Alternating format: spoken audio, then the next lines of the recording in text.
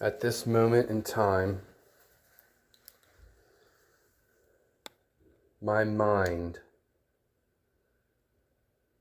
is of the only concern.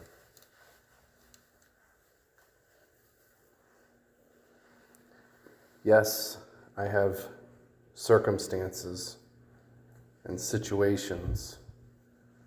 Life is developing around me. There are unknowns in the future. There are knowns in the past. The present moment and my mind's affiliation to it is the most important.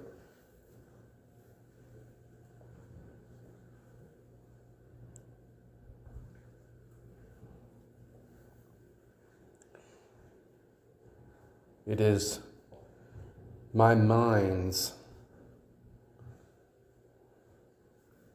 it is my mind and its alignment to the peace that passes all understanding in the present moment that is the utmost importance.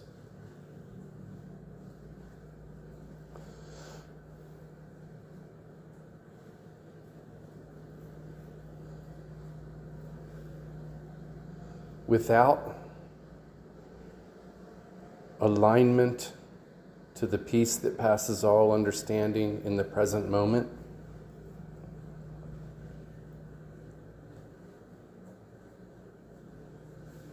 there is not divinity.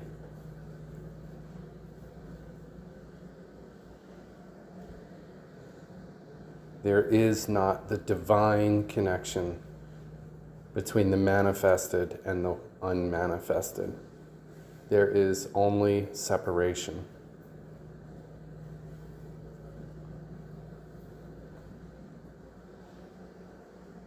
Our primary responsibility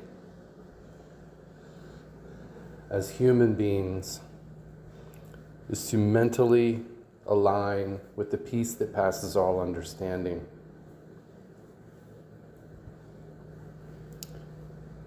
Not just in the areas that we think are okay to feel peaceful,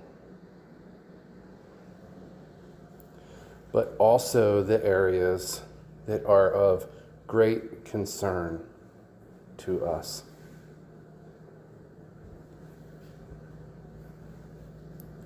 These mental moments, these mental areas where enormous amounts of stress, anxiety, fear, depression, anger, or even low intensity feelings of uneasiness. These moments, these mental emotions, however strongly and real they feel, they are their job, their reason for existence is to point us, is to awake us to the fact that we have lost our way. That's their job. That's their role.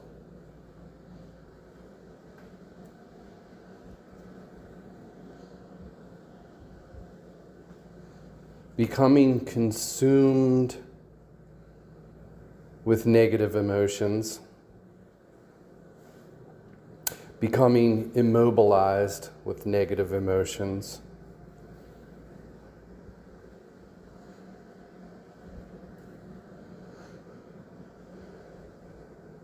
is a human trap.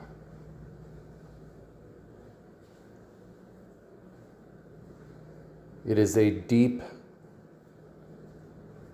hole.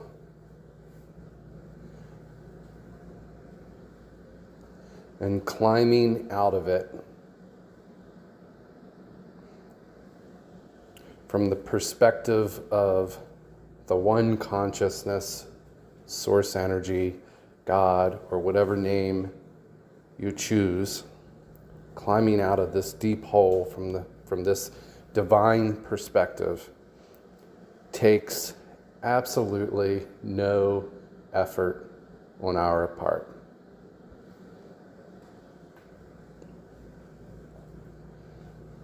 The peace that passes all understanding is freely given to all of us, all of those who choose it.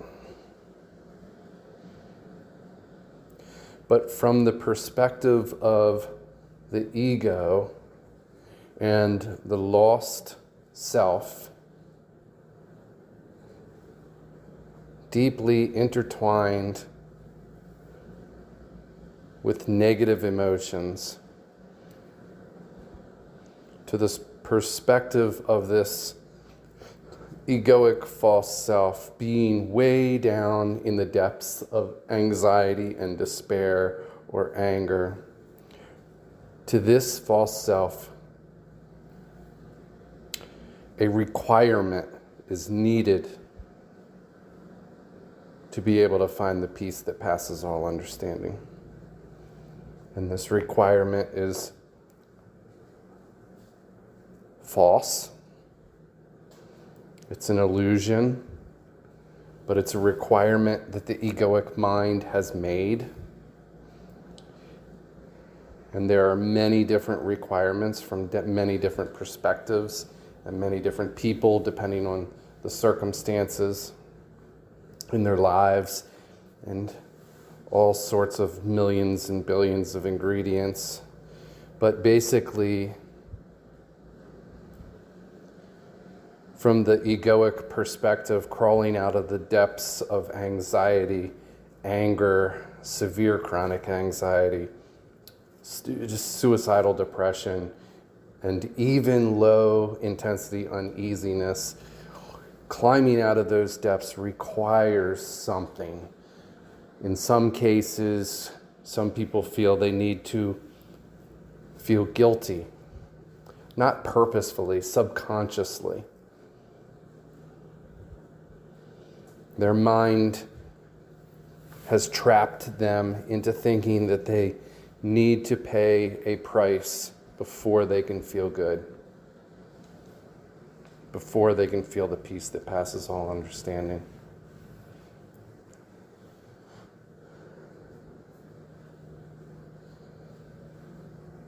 The divine mind requires nothing.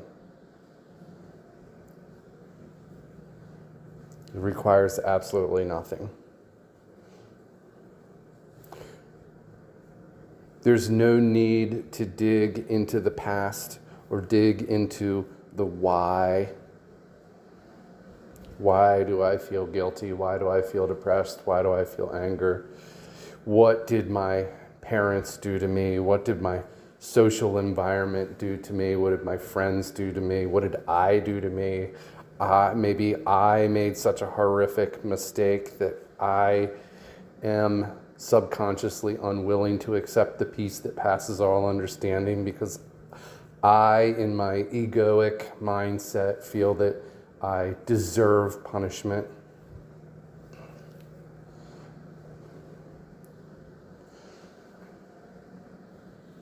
So from the egoic mindset,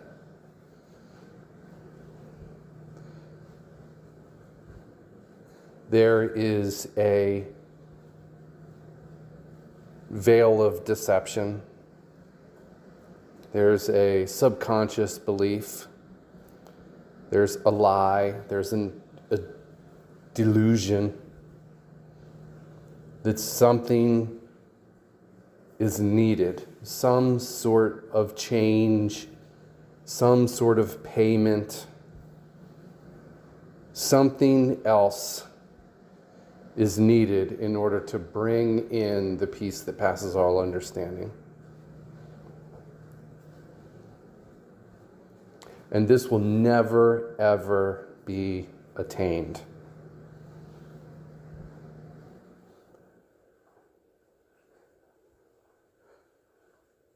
Short-term feelings of peace can be attained through material and circumstantial changes. But that mind which created the idea that a physical condition needs to be made or changed in order to feel the peace that passes all understanding goes along with the person and never leaves the person until a shift in thinking is made. So the egoic mind will always stay in deception and struggle. And the peace that passes all understanding will never be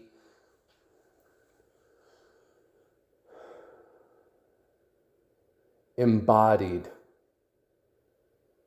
through the egoic mind's understanding. Because the egoic mind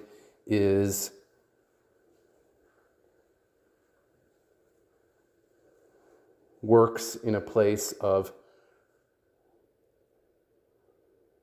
effort and reward, and effort and reward. But the peace that passes all understanding, that encompasses the divine mind, is simply acceptance.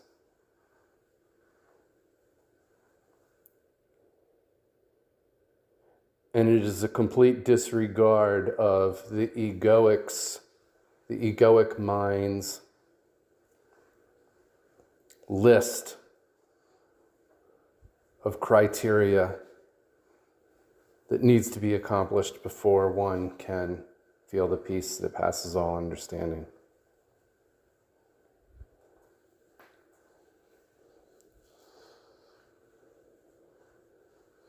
Jesus put it simply as love.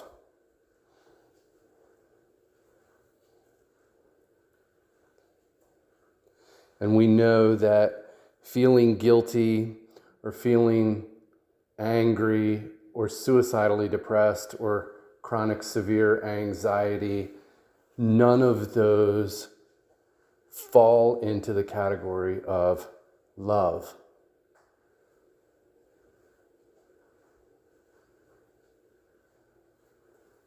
What the egoic mind misses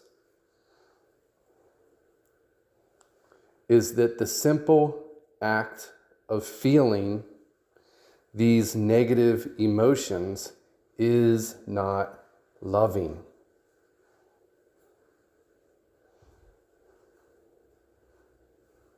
The egoic mind notices that those things are not loving. But the egoic mind is not capable of transcending those things to the place of love.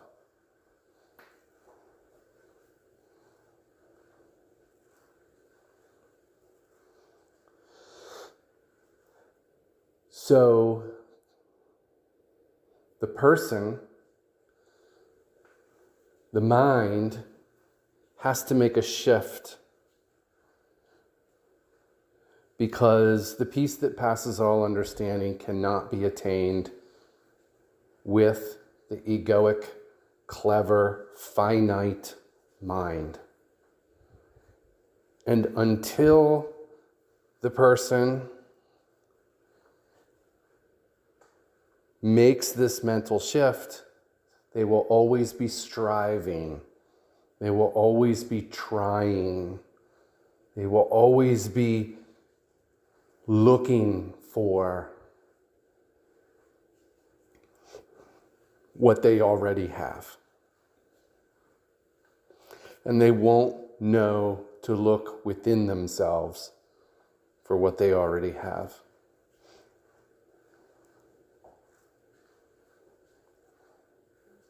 And from the egoic mind's perception, this is, I guess I would say the word scary. It is scary to leave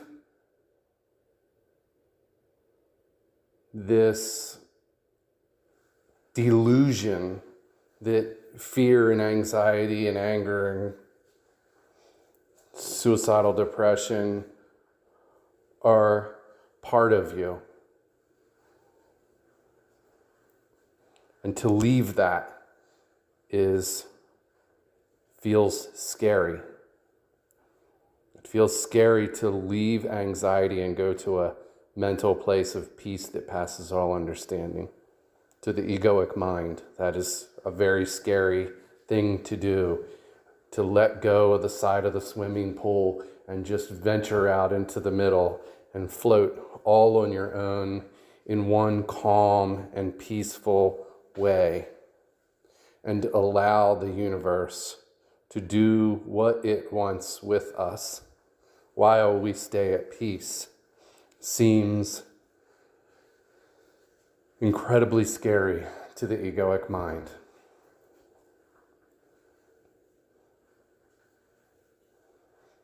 The beauty of the peace that passes all understanding that comes into the divine mind after that shift is made is that this peace that passes all understanding is so beautiful, so desirable, so extremely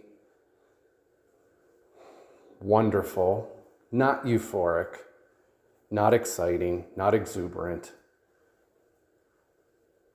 It is just bliss, blissful peace. It is tranquil, calm waters. It is the green pastures. It's the smell of green grass if you like the smell of green grass and aren't allergic to grass. It's the view of the sunrise early in the morning, or the view of the beautiful sunset late in the evening. The peace that passes all understanding comes into one's mind and heart. And however small of a gap that opens up in one's life, when they glimpse the peace that passes all understanding, it is hard to deny that. And in my own life, I pursued that.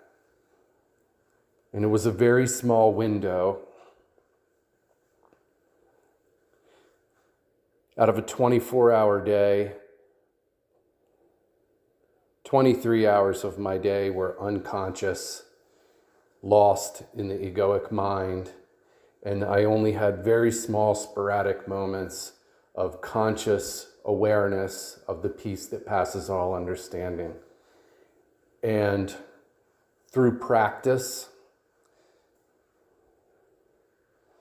through deliberate mental practice, I opened up that peace that passes all understanding in my mind into the areas that were insanely fearful. And I brought that peace that passes understanding into the chronic severe anxiety. I brought the peace that passes all understanding into the 35 years of insomnia that I had, the suicidal depression, the spinal injury, the relationships with people, with my children, with my ex-wife, work. I brought the peace that passes all understanding into everything. Everything. I brought the light of consciousness into everything. And simultaneously, as I opened up this window of the peace that passes all understanding through mental alertness and mental practice and mental awareness and purposeful and deliberate choosing to follow the peace rather than the negativity, I opened up more peace in my life, and circumstances have changed as well, for the better. Not always.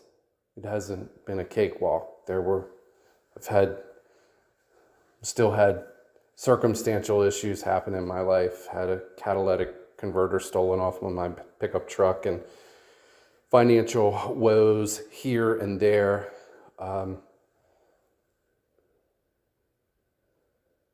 Things are still happening, but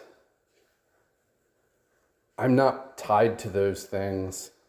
And overall, in general, my life has gotten better. My physical circumstances overall, in general, has gotten better. So the problems haven't gone away, but life has been on an upward trend of the circumstances in life have been on an upward trend of becoming better and better. Are they where my egoic self would want me to be? No, absolutely not.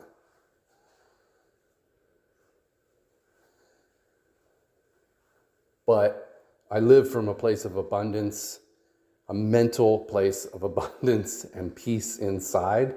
And I now know that I prefer to follow the peace within me and allow out of that foundation, out of that soil, life to blossom and circumstances to unfold.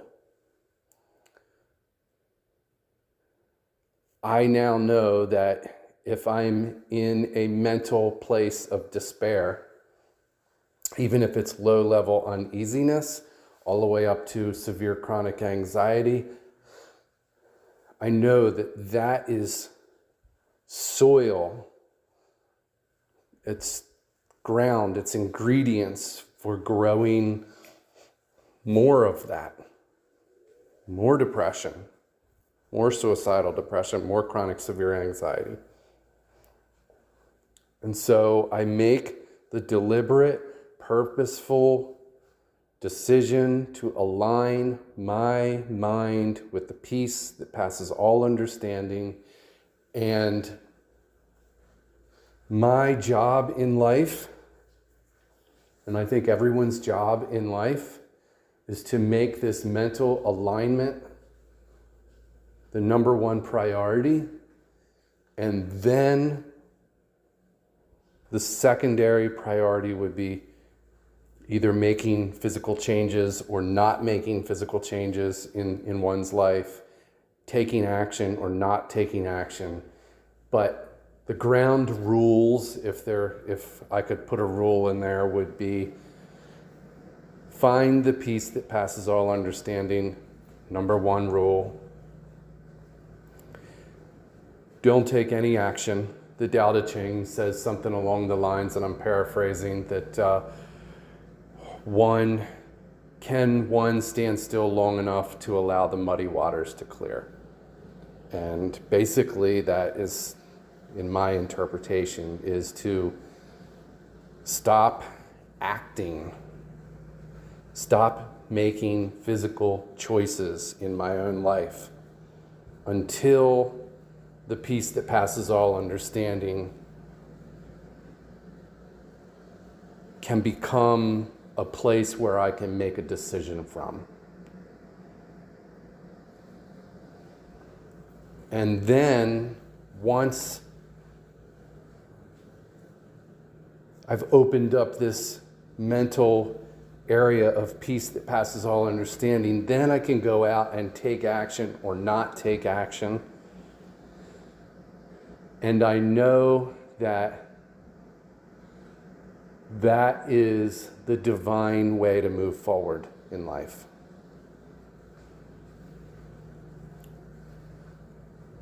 And it's all done from what Eckhart Tolle says is the now, which, by the way, is what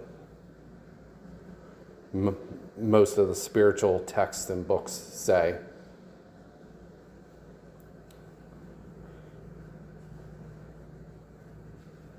So from this present moment of now, which happens now, and I think we forget that. I think that can be easily forgotten. We can say, okay, I got up in the morning, I said my prayer, I said thank you, my gratefulness, now I'm going to go out and enjoy my day. And then anxiety and fear and things creep up and come into the mind. Basically, what we're doing is we are, in essence, metaphorically speaking, we wake up in the morning and we make our bed. And then as we walk away from our bed is being unmade. And we turn around and see that the bed's unmade all by itself. And so when Eckhart Tolle and others talk about the present moment and now, it's at every now moment that we bring in the presence of God into our mind. It's not one and done. We don't just make our bed and walk away from it, and then later at night we come back and the bed is still made. This takes an effort of awareness all day long. But the effort of awareness is not difficult at all. It's difficult to the ego.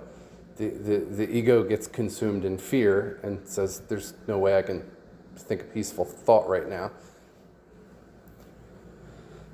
But it's not thinking peaceful thoughts. It's being at peace on a peaceful foundation.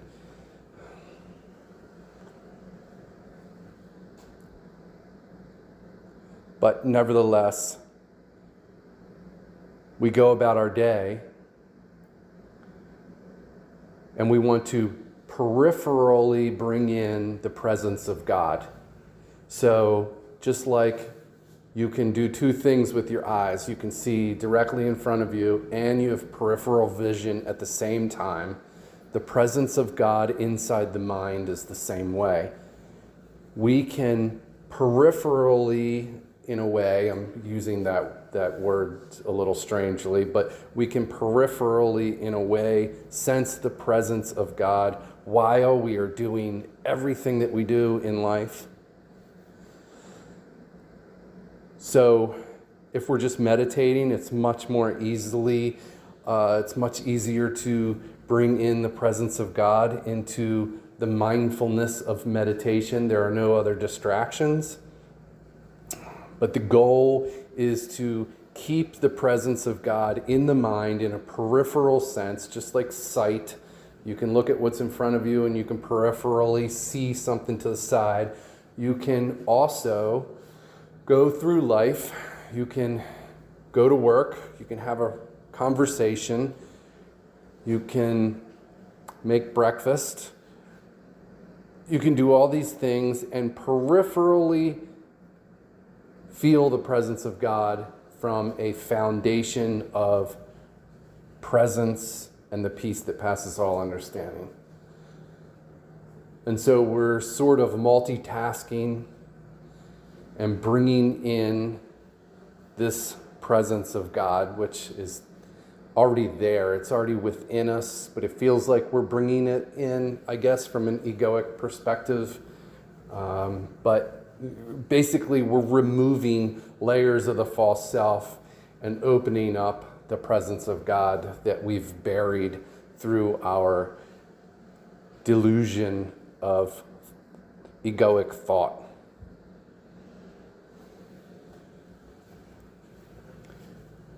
So our goal in life, if there would be a goal or a rule, is to, number one, find the peace that passes all understanding.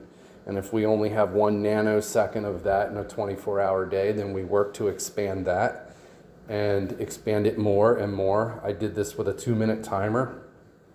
And at first, the 2-minute timer would just basically wake me up from the stream of thought. I would sit down, set my timer. 10 seconds later, my mind was off and it was thinking about everything during the day. The 2-minute timer would go off and I'd say, oh my gosh, wow, I can't believe 2 minutes just flew by, and I only had like 10 seconds of time. And then then the 10 seconds expanded to 20 and 30 seconds and eventually 2 minutes. And then the 2 minutes was expanded to 5 minutes and 30 minutes. And eventually the object or the goal is to expand that peripheral attention to God into all things in life, to notice the presence of God in everything that we do, and to either act or not act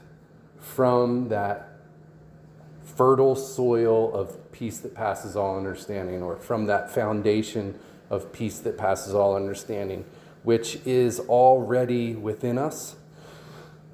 It just feels like we're bringing that in